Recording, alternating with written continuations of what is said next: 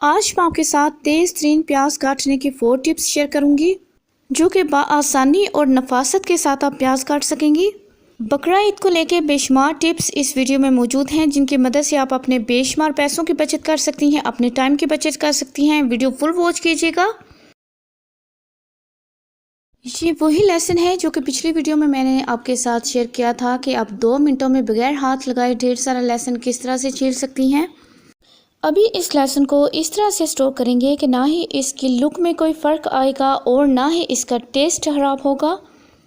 हमने ब्लेंडर में लहसुन को डाल देना है और उसमें ऐड करना है 2 से 3 टेबलस्पून पानी और इसको हमने अच्छी तरह से ब्लेंड कर लेना है।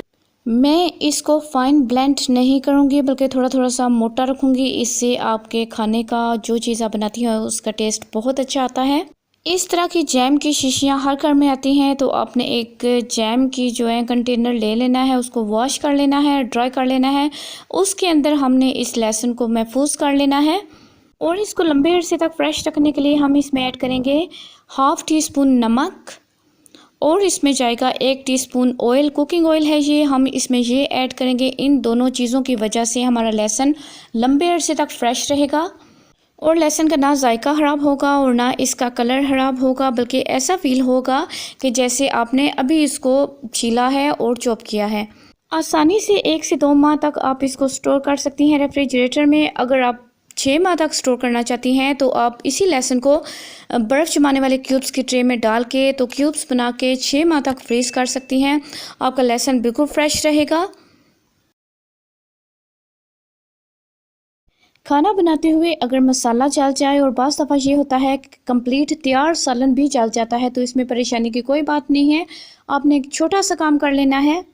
जैसे कि मेरी प्याज थोड़ी सी जल गई है तो मैंने इसमें ऐड किया है 2 से 3 टेबलस्पून दूध, फ्रेश मिल्क हमने इसमें ऐड करना है, जिसके बाद हमारा खाना बिल्कुल फ्रेश हो जाएगा। ना ही इसमें जले हुए का टेस्ट आएगा और ना ही जले हुए की महक आएगी, क्योंकि दूध में ऐसी प्रॉपर्टीज़ पाई जाती हैं कि ये जले हुए का टेस्ट और उसकी महक को ख़त्म कर देती हैं और नए सिरे से आपके खाने को फ्रेश कर देती हैं।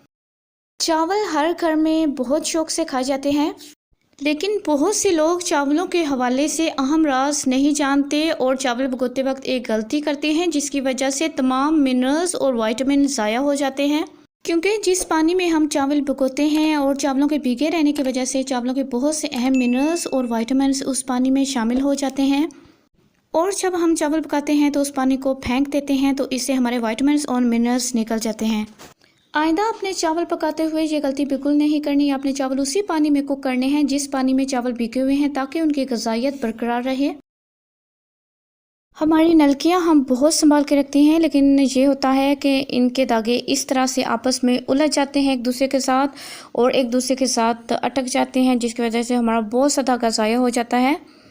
इसके लिए आपने छोटा सा काम ये करना है कि आपने धागे के एक साइड पे दोनों तरफ, नलकी के एक साइड पे दोनों तरफ आपने कैंची के साथ कट लगाने हैं। दोनों तरफ अच्छी तरह से कट लगाने के बाद आपने इस तरह से धागे को इन कट्स के अंदर डालना है और उसके बाद आपने धागे के सिरे को लपेट देना है, दोबारा से इन कट्स के अंदर डाल देना है। जिस तरह से मैंने नलकी के इन कट्स में धागे को डाल के तो उनके सिरे को लपेट दिया है, बिल्कुल इस तरह से अगर आप धागे को रखेंगे, अपनी नलकियों को रखेंगे, तो धागे के सिरे एक दूसरे के साथ नहीं उलझेंगे और धागा आपका महफूज रहेगा। तेज़ तरीन प्याज काटने की 4 टिप्स आपके साथ शेयर करूंगी। ऐसी टिप्स आपने ना कहीं देखी होंगी और ना सुनी होंगी। सबसे पहले हमने प्याज़ों को छील लेना है, और आजकल गर्मी की वजह से हमारा ज़्यादातर काम पंखे के नीचे होता है, और जब हम प्याज और लहसुन छीलते हैं तो उसके छिलके उड़ना शुरू हो जाते हैं, जिसकी वजह से मैस क्रिएट हो जाता है। तो अगर आप अपने पास पानी का बर्तन रखें और प्याज के और लहसुन के छिलके इसमें डाल दें तो छिलके उड़ेंगे नहीं और आपका मैस क्रिएट नहीं होगा। इस तरह के पोटैटो पिलर्स तो हर घर में होते हैं और आप इनके साथ पोटैटो छीलते हैं, यानी कि आलू छीलते हैं। आपको ये नहीं पता कि आप इसके साथ प्याज को बारीक फाइन स्लाइस कर सकती हैं, और इस तरह छुरी की मदद से प्याज को स्लाइस करने में बहुत टाइम ज़ाया होता है और प्याज भी इतनी नफासत के साथ नहीं कटती। लेकिन अगर हम इस पिलर की मदद से प्याज को स्लाइस करेंगे तो हमारी प्याज बहुत आसानी के साथ और बहुत नफासत के साथ कटेगी, और इस तरह से चंद ही सेकंड्स में आप बहुत सारी प्याज नफासत के साथ काट सकती हैं। आप देख सकती हैं कि प्याज के कितने बारीक स्लाइस हुए हैं और छुरी की मदद से कितने मोटे, और कितना टाइम वेस्टिंग था ये। लेकिन पीलर की मदद से बहुत नफासत के साथ, बहुत आसानी के साथ चंद ही सेकंड्स में हमने बहुत सारी प्याज काट ली है, जिसको हम सैलड्स वगैरह में यूज़ कर सकती हैं। और अगर आप प्याज इससे भी ज़्यादा तेज़ी से काटना चाहती हैं तो इसके लिए हमें एक स्लाइसर की मदद लेनी होगी। इस तरह के सैलड कटर या स्लाइसर हर घर में तकरीबन मौजूद ही होते हैं और हम इनके साथ खीरे और मूलियाँ वगैरह काटते हैं। लेकिन अगर इसकी मदद से प्याज स्लाइस की जाए, प्याज काटी जाए, तो आप चंद ही सेकंड्स में बहुत ज़्यादा प्याज, ढेरों ढेर प्याज काट सकती हैं बहुत आसानी के साथ, जिसमें आपकी टाइम की भी बचत होगी और आपकी आंखों से आंसू भी नहीं बहेंगे।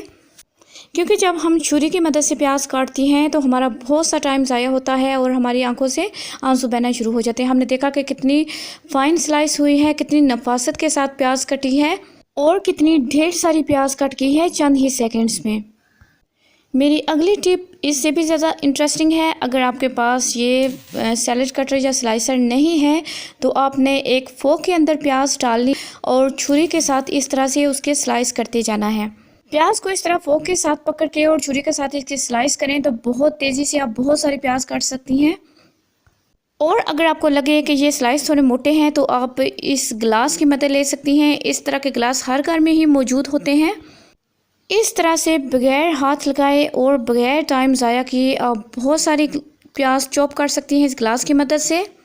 यकीन माने ये प्याज चॉप करने का इतना आसान तरीका है कि आप ग्लास की मदद से ढेरों ढेर प्याज चंद ही सेकंड्स में चॉप कर सकती हैं, जिसके लिए आपको किसी चॉपर की ज़रूरत भी नहीं पड़ेगी और आप ग्लास की मदद से बहुत आसानी के साथ ढेरों ढेर प्याज चॉप कर सकती हैं।